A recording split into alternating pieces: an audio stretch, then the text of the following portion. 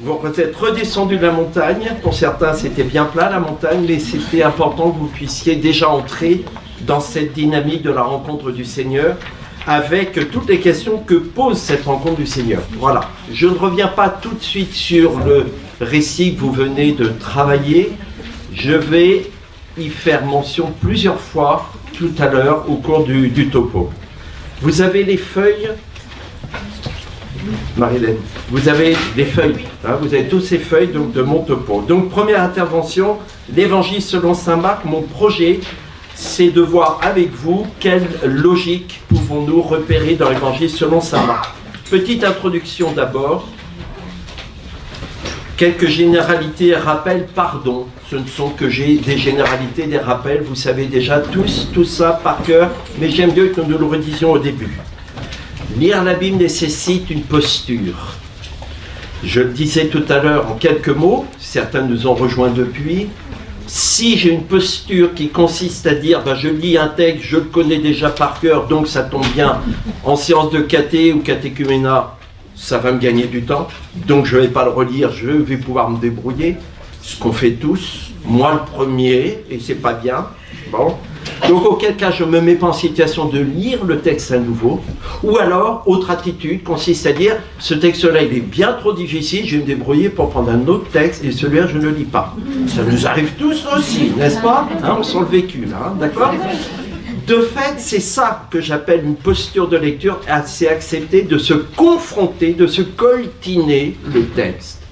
En disant ce texte il résiste, ce texte où il ne me résiste pas assez, ce texte je dois malgré tout le lire et replonger dans la lecture. C'est exigeant, c'est austère, mais c'est le prix pour que le texte devienne parole. Encore une fois, le texte ne m'est pas parlant si je pars du principe que le texte je connais trop, donc je vais me faire mon propre souvenir, mon propre récit à moi, mais je ne me laisse pas confronter à l'altérité du texte, ou alors je le laisse de côté, je passe allègrement au-dessus parce qu'il m'est trop abscon et j'ai pas le temps de me plonger dedans et j'aurai pas le goût, etc. Non, la posture de celui qui est en charge d'abord de catéchiser ou de catéchumène, mais aussi en charge de devenir chaque jour un peu plus chrétien, eh bien c'est une posture de découverte et de curiosité. Si je ne fais pas le pari que dans la lecture je vais rencontrer quelqu'un, à savoir le Christ, mais ce quelqu'un, même quand je dis Christ, je n'ai pas tout dit de lui, j'ai encore d'autres choses à découvrir de lui. Si j'ai cette posture-là, il y a des chances que la rencontre se fasse et que j'apprenne quelque chose de neuf sur ce que le Christ a à me dire de lui et de moi. Si je n'ai pas cette posture-là, il ne va rien se passer.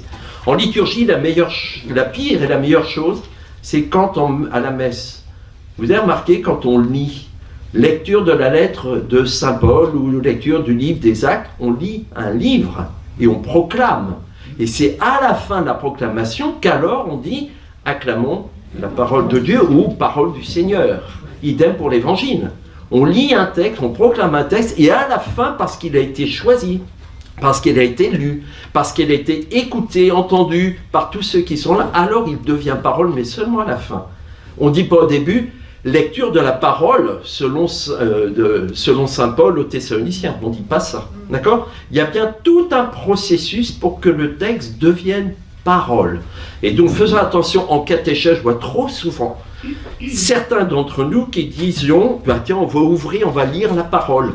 Non, on n'a pas accès immédiat à une parole. Il y a tout un chemin à faire, tout un chemin. Et je prends ce mot exprès parce que c'est un mot très propre à Marc, à la logique que saint Marc veut nous donner pour rencontrer le Seigneur dont l'identité nous échappe. Donc j'insiste sur un travail de lecture. Dernier point sur ce premier tiré, Dei Verbum, donc Vatican II, donc l'actualité de notre Église catholique. Ne dit plus l'âme de la théologie, c'est l'usage de la Bible, avec un mot bien général, non. À Vatican II, on dit l'âme de la théologie, c'est-à-dire tout discours sur Dieu, dès qu'on veut témoigner de Dieu, et dès qu'on veut écouter ce que Dieu a à nous dire, la parole de Dieu, eh bien c'est l'étude de l'Écriture. Passer d'un simple usage, un peu flou, un peu général, à une étude, studium. Donc c'est très clair, le texte biblique est un objet d'étude pour nous. Et c'est le seul chemin pour que émerge une parole Et je rappelle qu'une parole, en régime chrétien, et même déjà dans nos racines juives, dans l'Ancien Testament, c'est quoi?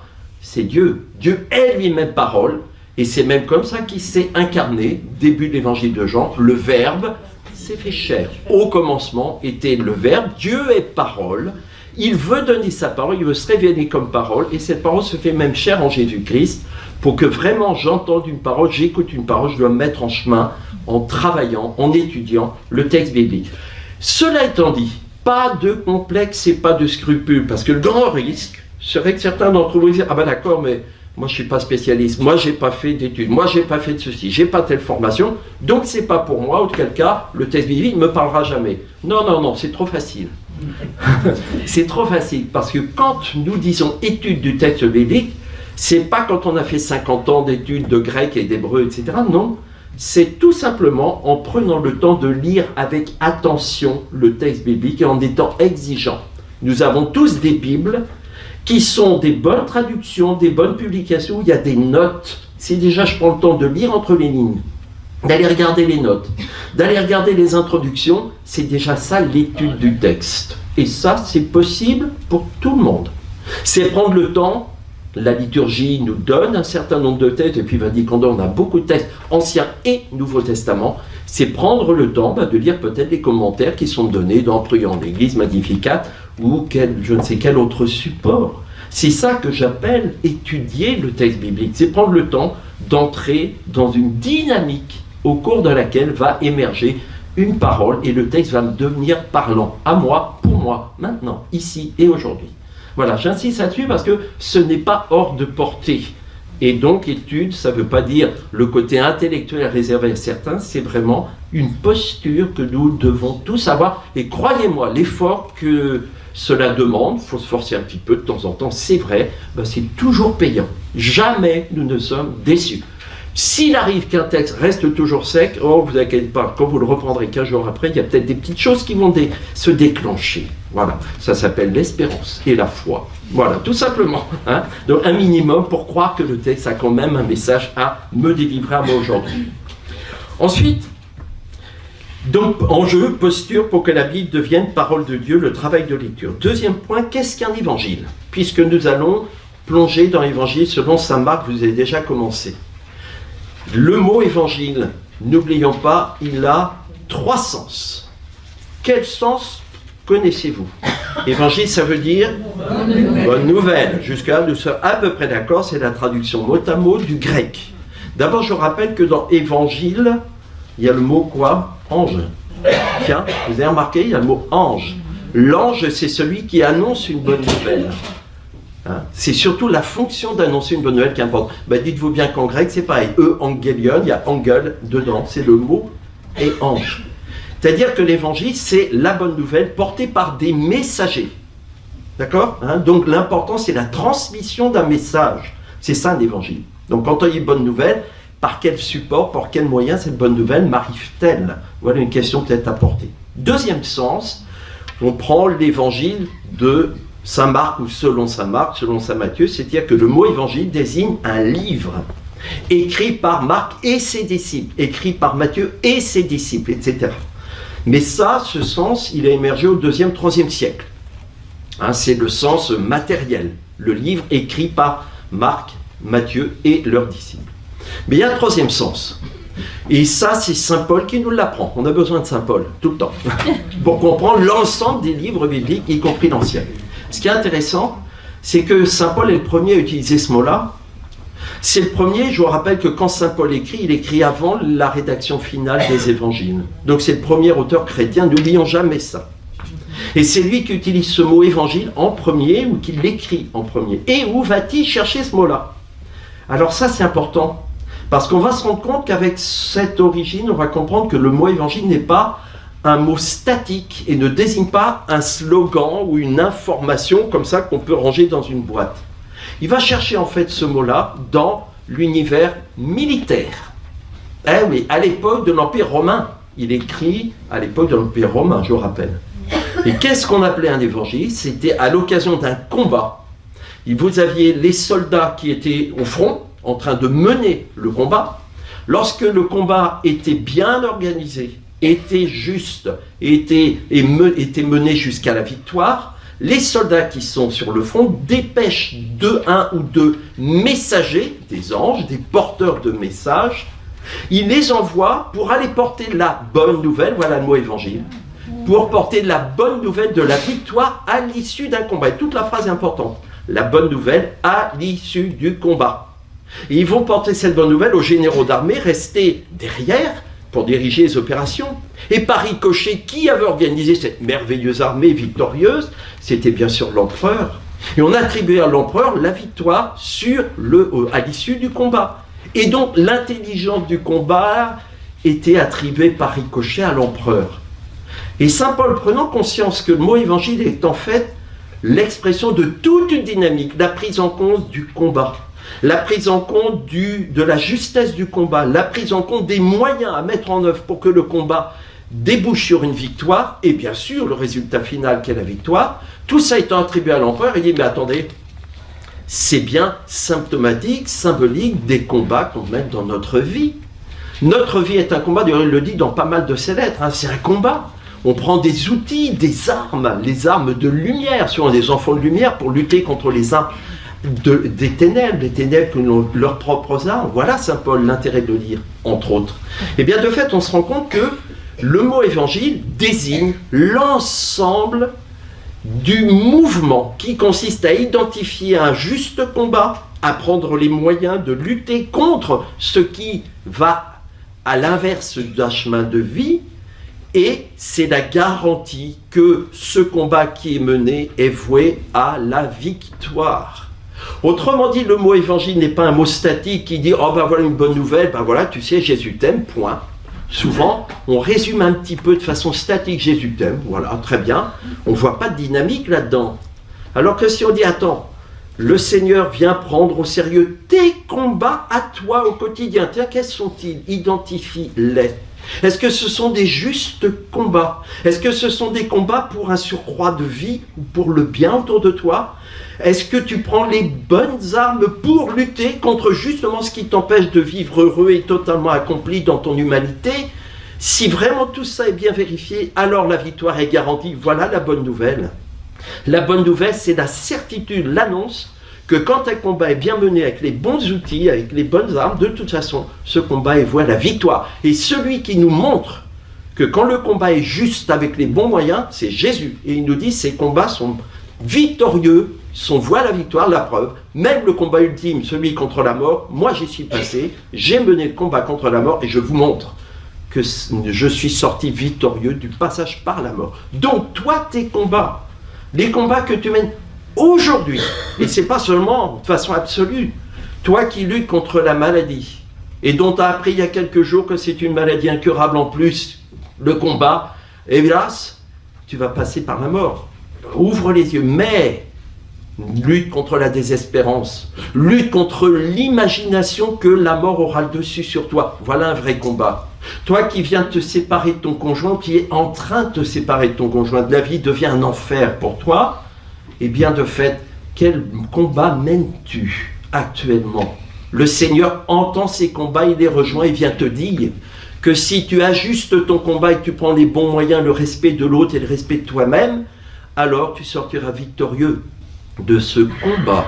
Le combat que mène le gamin qui est ado et qui ne se sort pas de sa crise d'ado. Et en plus, on lui dit sans cesse, tu es un incapable et tu n'arriveras jamais dans la vie. Quel combat peut-il mener, lui, ce gamin-là? Alors que de fait, je dois l'aider à identifier les bons combats pour lui, pour qu'il devienne un homme épanoui ou une jeune fille épanouie. Ça, c'est les bons combats que le Seigneur, dans lesquels le Seigneur se sent concerné, qui vient rejoindre et il vient dire, attends, identifie tes bons combats, prends les bonnes armes et tu verras que tu sortiras victorieux. C'est en ce sens que le mot évangile nous concerne et vient nous rejoindre dans ce que nous vivons au jour le jour. Et ce que nous menons comme combat, ça change tout au long de notre vie. C'est pour ça qu'on a besoin de se réentendre dire. Les combats que tu mènes à 20 ans, les combats que tu mènes à 30 ans, à 50 ans, à 60 ans, à 80 ans, ce ne sont pas les mêmes. Et le Seigneur s'intéresse toujours à chacun de ces combats. Il ne te laissera jamais. Et tu as besoin de ce Seigneur-là pour que les combats, tu les choisisses, tu choisisses les bonnes armes et que tu sois garanti du résultat, la victoire. C'est ça la bonne nouvelle, c'est ça l'évangile. Et vous comprenez bien que le mot évangile n'est donc pas statique. Le mot évangile prend en compte l'identification et du déroulement de chacun de nos combats, et cela nous met en perspective de percevoir la victoire. C'est ça l'évangile. C'est pas seulement Jésus t'aime, très bien, ça fait une belle jambe, moi qui aujourd'hui suis complètement dans le noir et sais pas quoi faire de mon lendemain. Moi qui viens d'apprendre que je suis mis à pied dans mon entreprise et j'ai des bouches à nourrir et je me rends compte que j'ai pas droit au chômage ou ça est infime, et là, tu parles, ça me fait une belle jambe d'entendre que Jésus m'aime. Vous voyez ce que je veux dire? C'est en ce sens que cet évangile, il est là à prendre en compte par rapport à ce que nous vivons aujourd'hui, et il nous fait entrer justement dans une histoire, dans notre propre histoire, il vient nous rejoindre. Et c'est pour ça que nous avons pris comme titre la narration, comme chemin initiatique, parce que de fait, en quoi tous ces écrits-là, toutes ces histoires sur Jésus, en quoi ça vient me toucher dans mon quotidien? Et faisons vraiment ce travail de nous poser la question, quand j'apprends que Jésus rencontre Bartimée, quand j'apprends que Jésus rencontre un tel ou un tel discours, qu'est-ce que ça vient changer pour moi? Est-ce que c'est de l'ordre d'une annonce de type bonne nouvelle qui vient me rejoindre dans mes combats? Eh bien oui, si, justement. D'où la posture nécessaire. Si je prends au sérieux le mot évangile dans toute sa dynamique, la posture est en quoi cela vient-il me rejoindre dans ce que je vis, moi aujourd'hui, moi qui suis dans le noir de ma vie, moi qui ne sais pas à quel avenir je suis voué, etc. etc.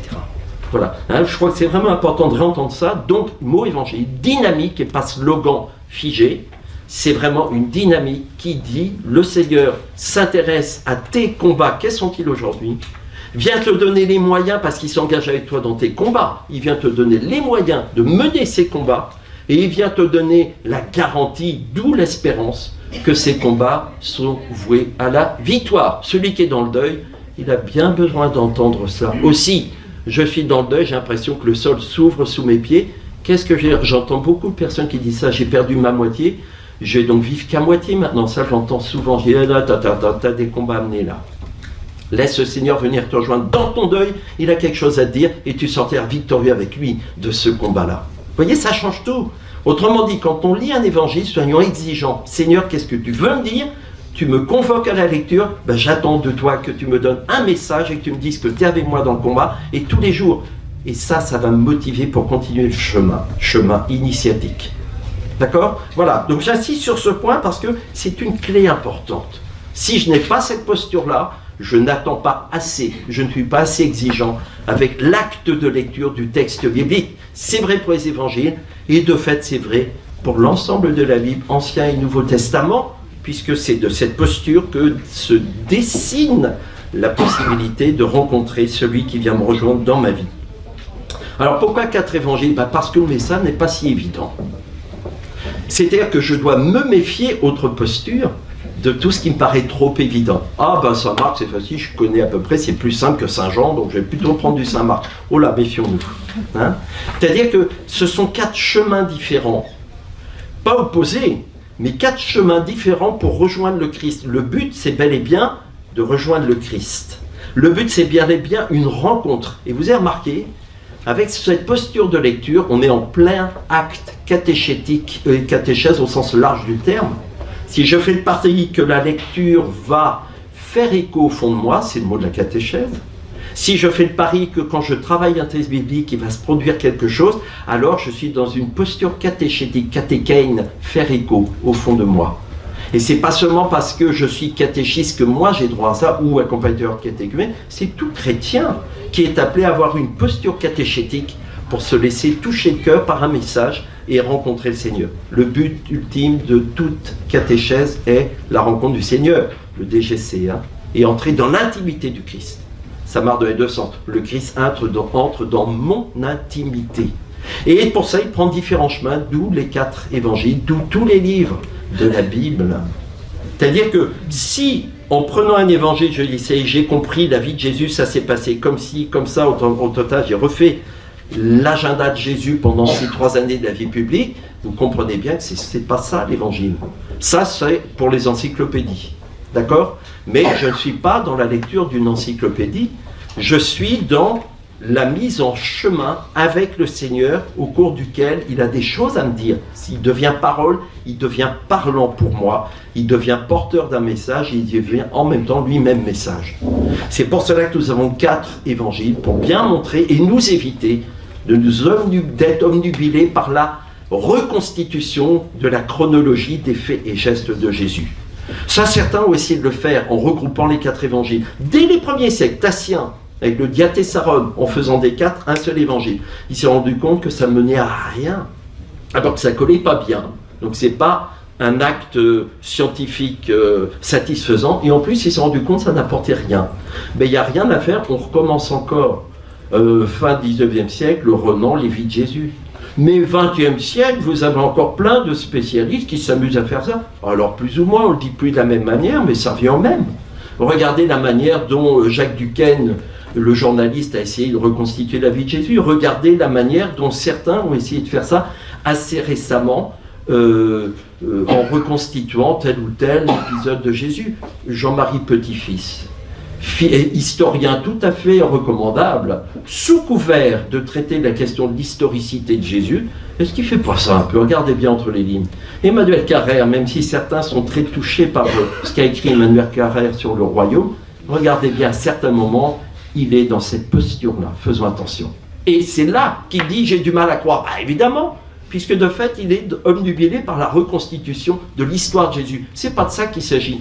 À partir de là, j'ai aucune crainte quand on m'interroge sur, tiens, il y a tel événement qui n'est pas avéré historiquement ou scientifiquement. Tiens, il y a tel élément de contradiction. Les généalogies de Jésus, comparez-les entre Matthieu et lui. C'est pas les mêmes. Alors qu'est-ce qu'il faut croire? C'est Matthieu 14, c'est Luc 14. Vous voyez, quand je suis une posture de recherche scientifique, de reconstitution, je me plante.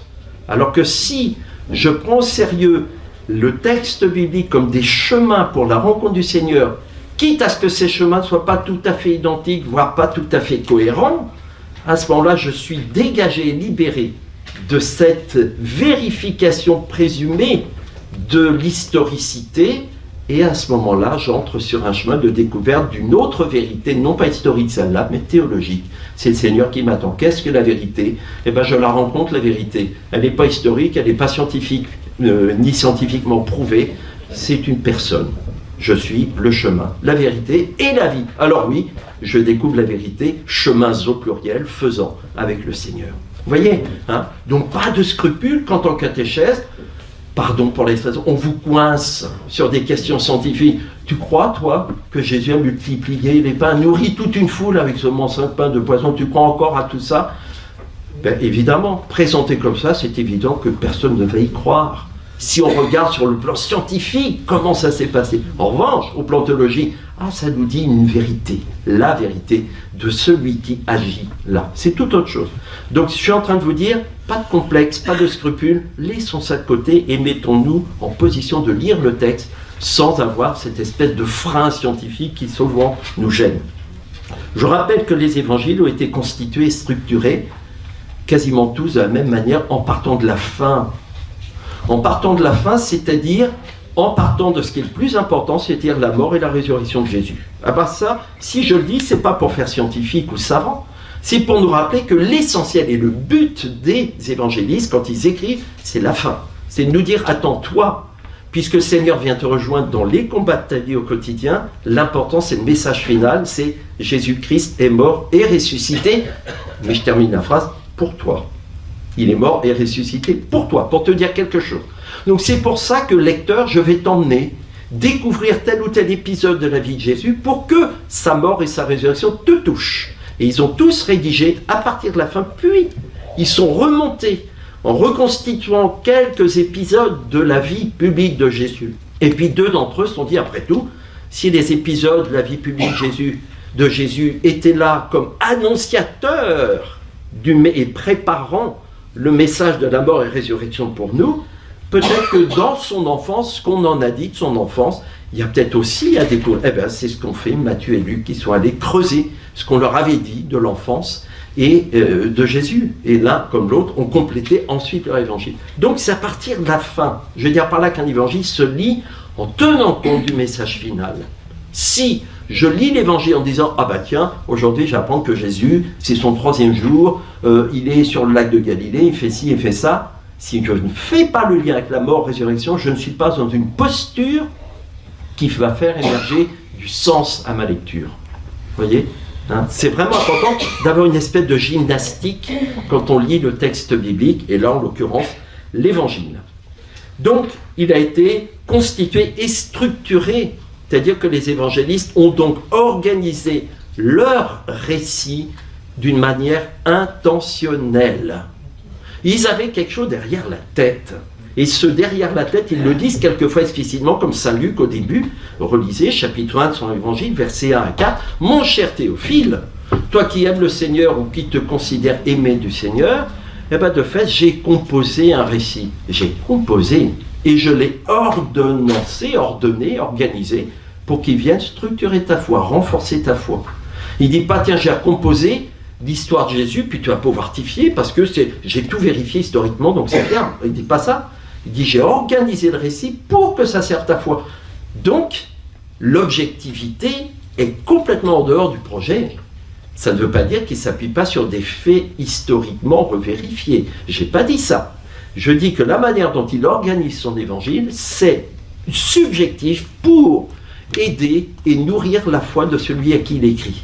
Donc ne cherchons pas d'abord l'objectivité, cherchons la subjectivité de foi de ce qui est écrit et la manière dont l'évangile est organisé. Là encore, mettons de côté un exemple, les marchands chassés du temple. On a lu ça il n'y a pas longtemps, n'est-ce pas, hein? Eh bien, vous avez tous remarqué que ça fait partie des récits de la Passion, parce que c'est quand Jésus entre à Jérusalem, à la fin, au début de sa Passion, à la fin de sa vie publique, et c'est là qu'il nettoie, il fait le grand nettoyage du temple. Bon, sauf que Saint Jean, vous savez comme moi, qu'il situe cette scène, non pas dans le récit de la Passion, mais dès le chapitre 2, aussitôt après le mariage à Cana, l'épisode de Cana. Ah ben tiens, il y a quand même un truc qui cloche, pardon de parler comme ça, vous voyez bien. Si je suis un petit peu attentif, si je prête attention à la manière dont les évangélistes ont travaillé leur texte et l'ont organisé, il y a quand même un bug. Est-ce que c'est Saint Jean qui a raison? Est-ce que c'est Matthieu, Marc et Luc, tous les trois contre un, etc. Vous voyez bien que la question, elle n'est pas là. C'est plutôt la question que je dois porter, c'est Jean, que veux-tu me dire quand tu rédiges l'ordre des épisodes d'une manière autre que les trois autres? Tu as quelque chose à me dire. Je fais le pari qu'il a quelque chose à me dire. Il n'est pas idiot, Jean, il sait très bien que sur le strict plan historique, on va le lui reprocher. Donc il sait qu'il prend ce risque-là, mais son intention est ailleurs. Et donc nous, notre travail, c'est d'aller chercher cette intention. Qu'est-ce que tu veux me dire en mettant cet épisode dès le début de ton évangile? Vous voyez? Et donc, dernier point, c'est que nous avons différents genres littéraires. Quand je lis un texte biblique, je dois d'abord regarder quel genre littéraire. De quel genre littéraire il s'agit. Quand on a un discours de Jésus, je prends ces paroles et je les écoute comme si ça venait directement de la bouche de Jésus, mais retranscrites bien sûr par tel ou tel évangéliste. Quand je lis une rencontre de Jésus, tiens, c'est un récit. Eh ben, je vais lire, tiens, il y a des personnages qui sont mis en scène, c'est autre chose. Quand je lis un psaume, je découvre que c'est un texte sous mode d'un poème, même si en français la poésie est moins évidente qu'en hébreu, bien évidemment, mais bon, c'est une traduction. Et puis je me rends compte que c'est une prière. Alors je vais l'accueillir, ce texte, d'une autre manière. Je vais prendre ce texte pour prier. D'ailleurs, quand Jésus dit « Notre Père », je fais bien le même travail, je le prends non pas comme un discours de Jésus, je le prends comme une prière que Jésus a lui-même priée, je prie avec lui. Je ne vais pas commencer à dire Jésus a fait un traité de politique salariale et que de fait ça veut dire qu'aujourd'hui nous devons organiser nos sociétés avec le même salaire pour tous, quel que soit le travail que nous fassions, 1 heure ou 11 heures, après tout, même salaire. Jésus n'a jamais dit ça. Il faut que je me rappelle que c'est une parabole. Ah ben tiens, je suis donc obligé de le remettre dans le contexte et de prendre conscience que Jésus a provoqué ses interlocuteurs en prenant justement une situation qui ne paraît pas applicable ici sur Terre, et même à la limite pas juste. C'est dire ce que les uns et les autres lui disent à la parabole, c'est pas juste. Si ceux 91 heures, s'ils gagnent autant que ces 81 heures, il y a un truc qui est injuste. Vous voyez? Et c'est exprès. Donc si je lis En tenant compte du fait que c'est une parabole, je ne vais pas faire l'erreur que je vois parfois encore aujourd'hui. Certains qui prennent au pied de la lettre justement ce texte en disant bah, regardez, Jésus a bien dit que arrêtez quoi, enfin hein, voilà. Il faut interpréter, autrement dit, être conscient que nous avons un travail d'interprétation à faire. J'ai pas dit élucubration. Hein, l'interprétation, c'est un travail d'analyse du texte à partir duquel je peux donc faire émerger du sens. C'est ça l'interprétation. Et puis nous sommes catholiques, nous avons le soutien des uns et des autres, de l'Église. Quand je dis Église, c'est les uns et les autres. Quand nous sommes dans un groupe de lecture, eh bien nous faisons Église, nous nous enrichissons de la manière dont l'un ou l'autre est interpellé par le texte et l'interprète. C'est ça l'Église. Nous avons la tradition avec nous, nous avons des commentaires, etc. C'est pour ça qu'on ne risque pas l'élucubration pour autant. Il y en a besoin d'entendre ce que les uns et les autres, eux, découvrent du texte. Ça, c'est la chance des catholiques travaillant le texte biblique. Donc faisons attention des genres littéraires différents. Je termine mon introduction, je vais enfin entrer dans le sujet. Mais je crois que c'était nécessaire de passer par là, hein, si vous êtes d'accord. L'évangile selon saint Marc, pourquoi est-ce que je le prends comme chemin de fait initiatique ou comme modèle de narrativité?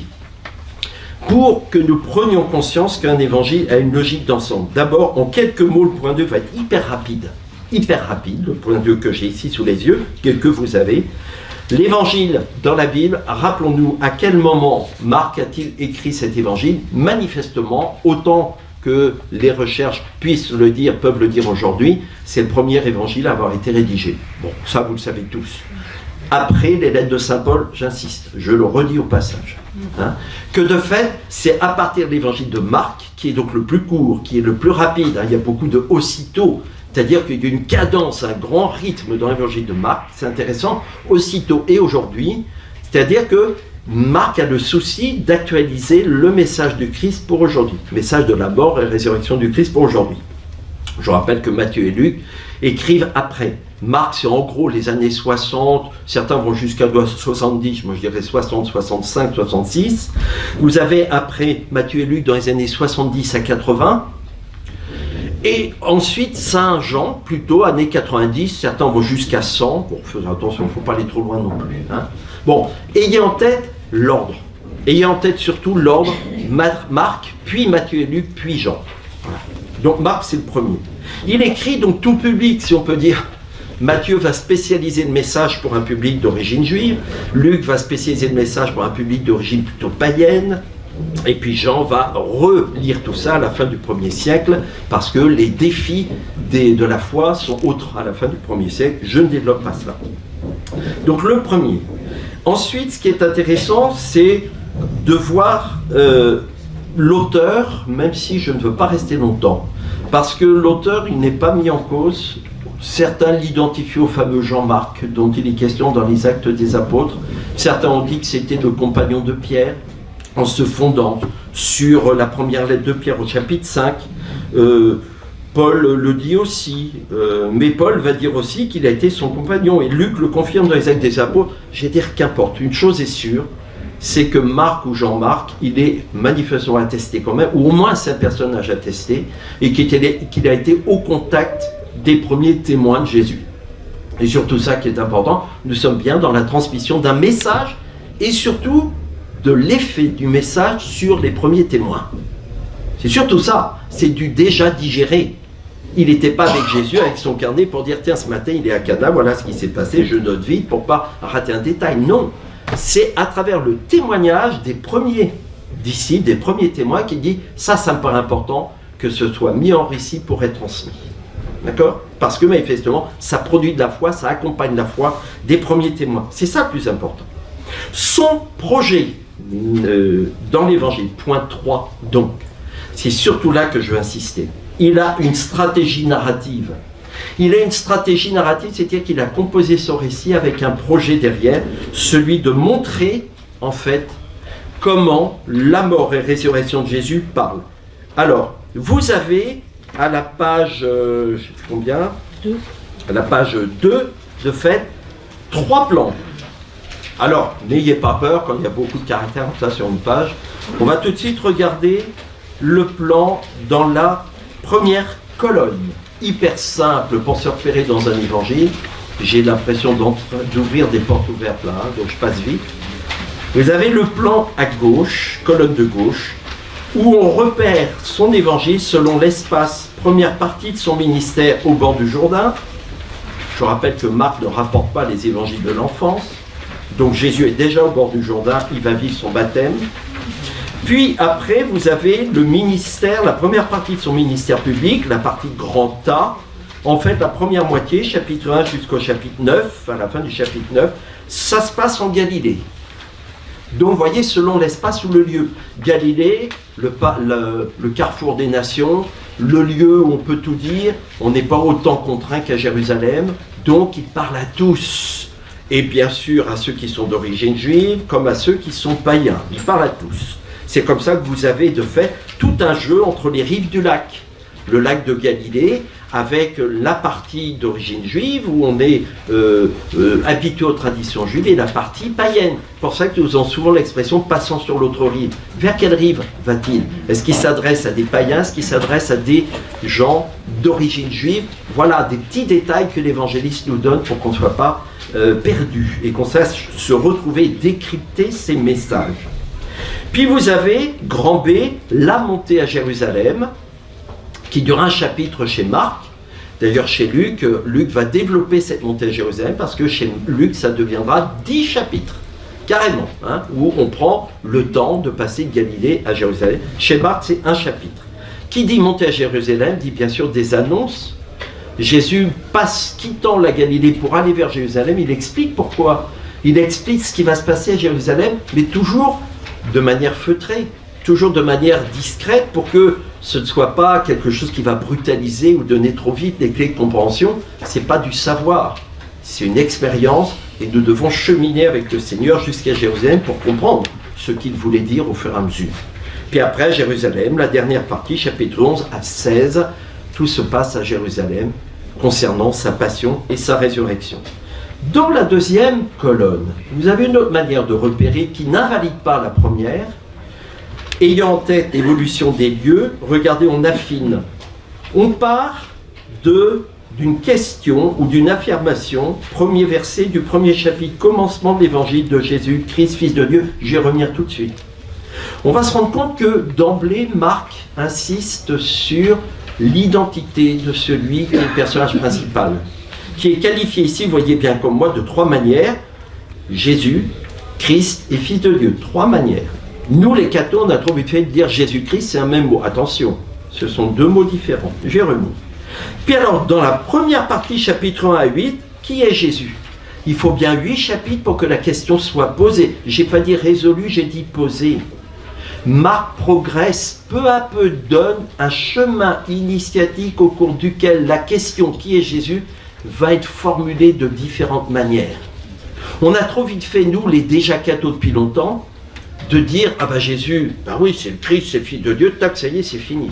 Il est mort et ressuscité, ça y est, on l'a enfermé dans une boîte, vous voyez, derrière des mots. Attention, là, l'identité est beaucoup plus subtile que cela, au point qu'elle ne se laisse pas enfermer dans des qualificatifs ou même des actions ou des fonctions ou des gestes ou des paroles. Donc c'est ça que nous apprend Marc. Attendez, toi lecteur, je vais t'emmener petit à petit, épisode après épisode, il faut bien 8 chapitres, pour que tu arrives à te poser la question de façon un petit peu pure et que tu ne sois pas tenté de trop vite répondre à la question. Ce n'est pas si immédiat. Pour ça, je vous disais au début, dire un évangile, le message c'est Jésus t'aime, point, ça y est, tout est dit. Alors là, on n'est surtout pas sur le chemin de la foi. Surtout pas. Non, non, il faut cheminer avec lui. Et on se rend compte que cette question, elle titille, elle provoque, elle interroge et elle dérange.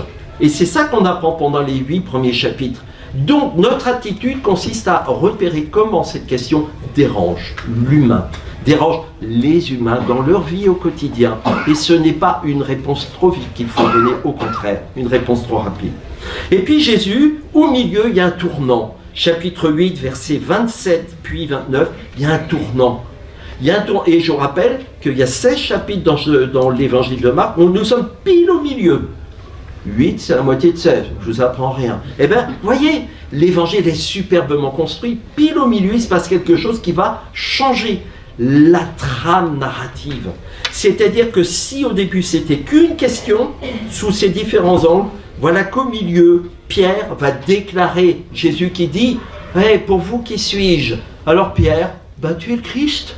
Vous savez, mais prenons la timidité ou la faiblesse de cette affirmation. Je vais y revenir encore tout à l'heure. Hein? Et de fait, tout n'est pas dit. La meilleure preuve en est, c'est que Jésus embraye. Vous vous rappelez de ce passage? Il embraye en disant oui, Pierre.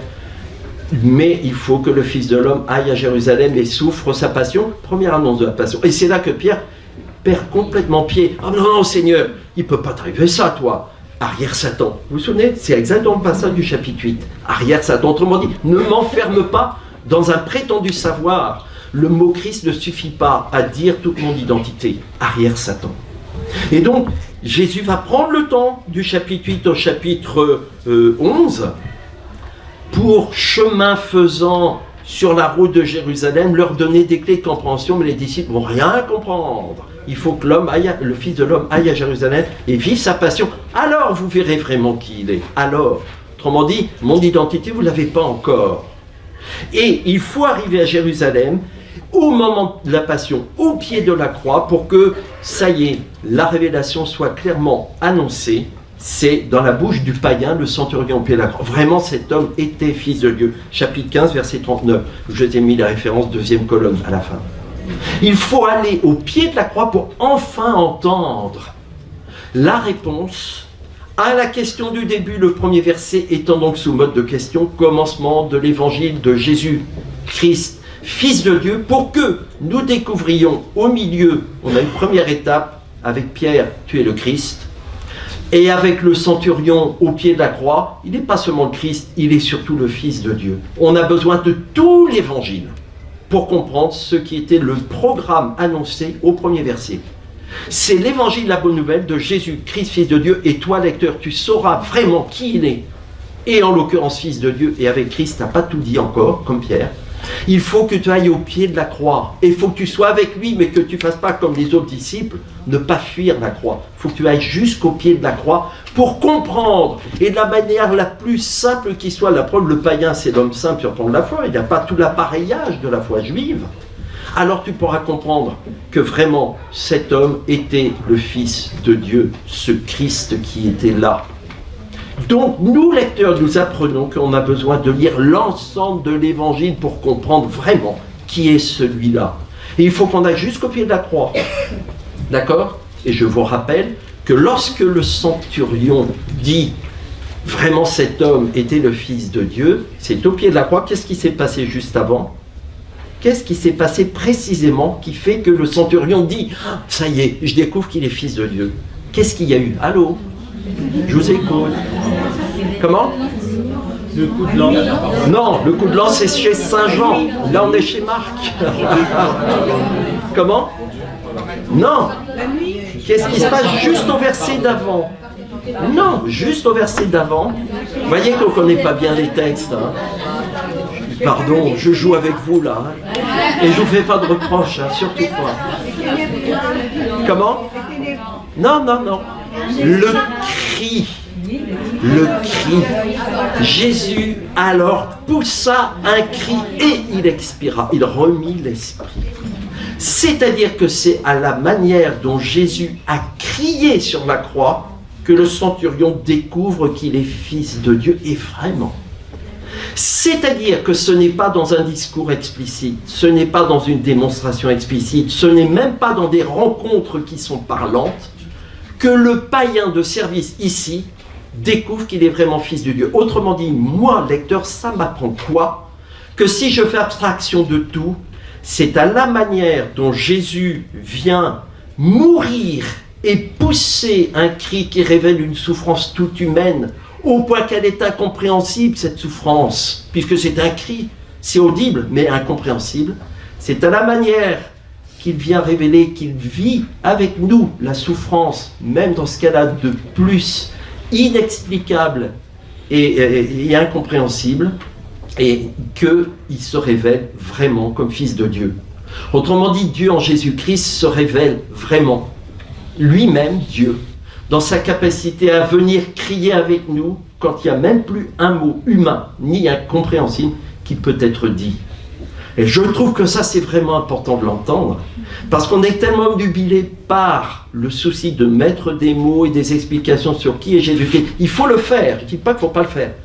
Mais n'oublions jamais que c'est au moment le plus crucial, au sens propre du terme, la croix, au moment le plus crucial où Dieu vient montrer qu'il est capable de nous rejoindre dans la manière la plus incompréhensible que nous avons d'exprimer notre souffrance dans nos vies, au moment le plus crucial qui consiste à dire « je ne comprends même plus, la vie me fait souffrir parce qu'elle est en train de basculer par la mort », c'est à cette manière de venir communier à nos cris incompréhensibles qu'alors il est vraiment Dieu, le plus Dieu possible, au point que même les païens qui n'ont même pas l'appareillage de foi, eh bien de fait peuvent l'identifier comme Dieu. Moi je trouve que ça c'est drôlement important. Pour nous aujourd'hui, quand j'ai même plus de mots pour dire combien la vie me pèse et combien je souffre dans ma vie et combien il n'y a plus d'avenir possible, c'est là que le Seigneur est le plus Seigneur avec moi. Ah ben ça change tout.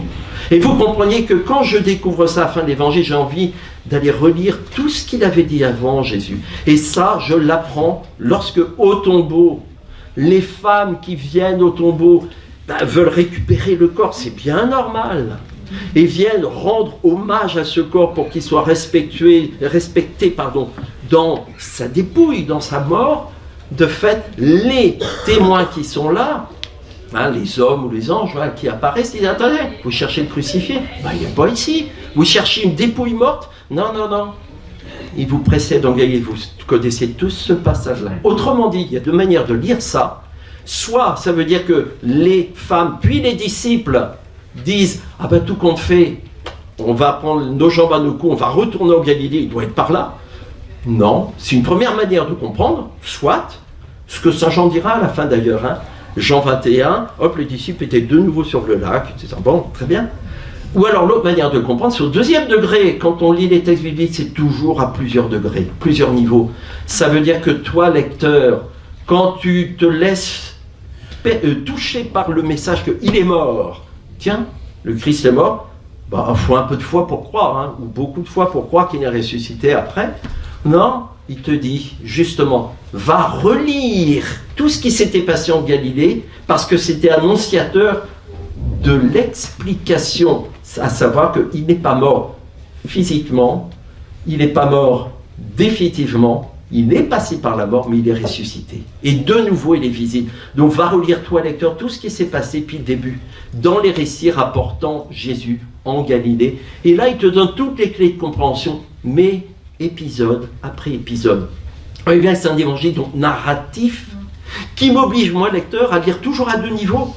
Si le message important, c'est la mort-résurrection, si ce message, je le découvre dans la manière dont Dieu veut me montrer qu'il vient habiter mes propres souffrances et mes cris, je ne peux même pas exprimer ce que je rate. Si tu te mettais à ma place, tu n'es pas à ma place, ce que je vis, personne ne peut le vivre, etc.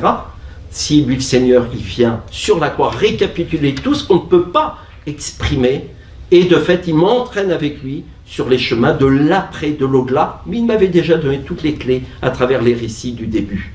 C'est en ce sens que c'est un évangile narratif, initiatique, parce que je suis invité à le lire en boucle. Et à chaque fois que je relis les épisodes du début, je dois les lire avec la clé de compréhension qui m'est donnée à la fin.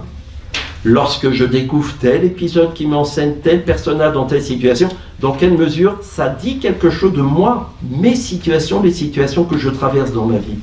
Et donc ça vient dire que le Seigneur vient habiter cette situation et me dire « Attends, tiens bon dans ton combat. Non, non, regarde, je suis allé jusqu'au bout, la résurrection. Donc tu traverses une épreuve, tu traverses une épreuve difficile. T'inquiète pas, je suis avec toi, fais confiance, nous cheminons ensemble et ton combat, il est voué à la victoire. » Donc, est-ce que vous comprenez pourquoi je dis cet évangile est narratif par excellence et initiatique? Parce qu'il m'invite à relire le texte du début à la fin, en boucle, avec la clé de compréhension qui est la fin. Chacun des épisodes que je lis, je dois le lire avec la question « Qu'est-ce que ça me dit du message de la résurrection pour moi ?» Jésus qui rencontre Bartimée, en quoi ça vient me concerner, moi? Et ça m'aide à comprendre Jésus est mort et ressuscité pour toi. Toi, concrètement, en quoi ça te touche? Je prends encore 2 petites minutes. 2 petites minutes pour parler du premier verset, puis après on fait une petite pause et vous faites une appropriation. Le premier verset, c'est là qu'on prend la photo numéro 4, si vous voulez bien. Ce premier verset que nous l'ayons sous les yeux.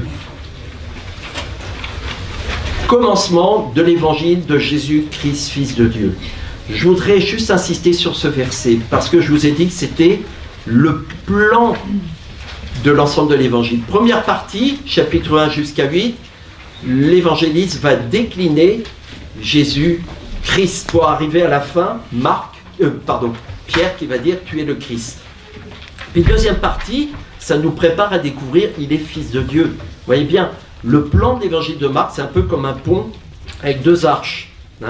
Évangile de Jésus-Christ, Fils de Dieu, pont, première arche, tu es le Christ, Saint-Pierre au milieu. À la fin, tu es le Fils de Dieu. Vous voyez bien la structure de l'évangile.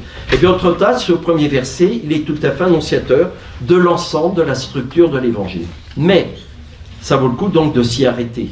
D'abord, commencement, ne passons pas trop vite. Au commencement était le Verbe. Ça, c'est Saint Jean. Saint Marc commence de la même manière, commencement.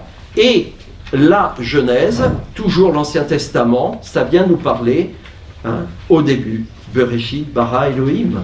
Au début, il y avait quoi? Au commencement, il y avait quoi?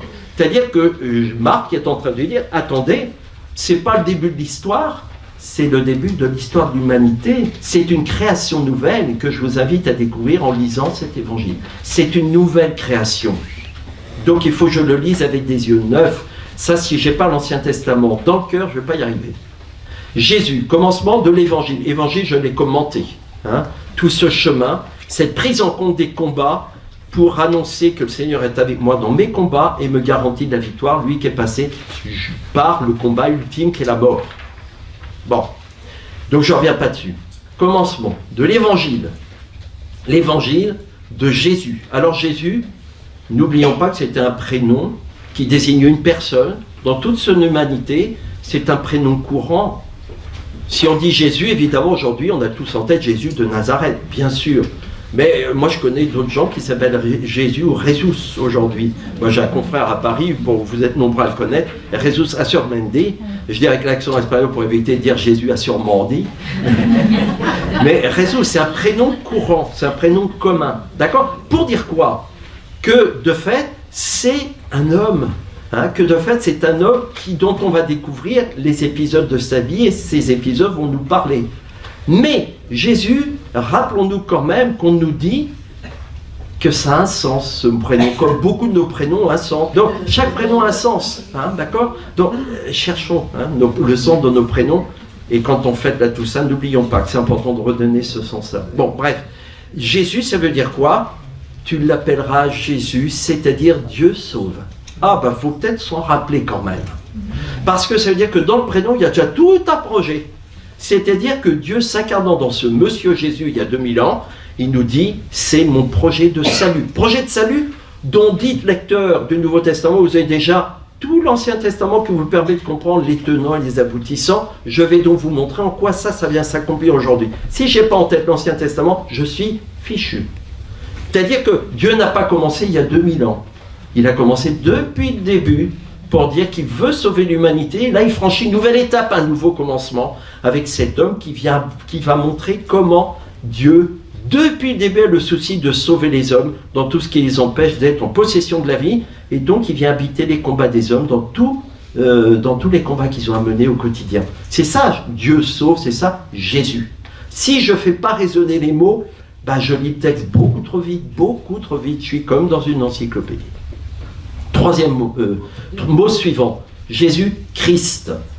Là encore, Ancien Testament. Quand je dis Jésus-Christ, j'ai l'impression que c'est un nom propre. Jésus-Christ, Monsieur Jésus-Christ. Non. Christ, ça veut dire quoi? Ça veut dire loin, loin, l'apostrophe, pas loin, distant. Non, loin, celui qui a reçu l'onction du Seigneur, Messie.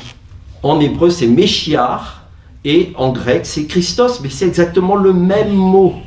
Je veux dire par là que dans l'Ancien Testament, et pour un juif comme Pierre, quand il va dire « tu es le Christ », c'est une sacrée confession de foi, mais c'est une confession de foi qui avait déjà été entendue.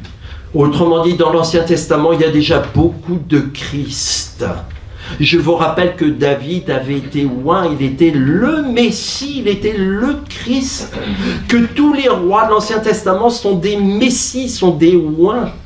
Que si j'oublie ça, j'absolutise le mot Christ et je suis comme Pierre dans le chapitre 8. Tu es le Christ, très bien, puis je considère que ça y est, c'est fini. Non, je n'ai pas fini de découvrir l'identité de celui qui est là. Même dans le qualificatif de Christ, aussi beau soit-il, je n'ai pas fini de découvrir l'identité de Jésus-Christ, Fils de Dieu.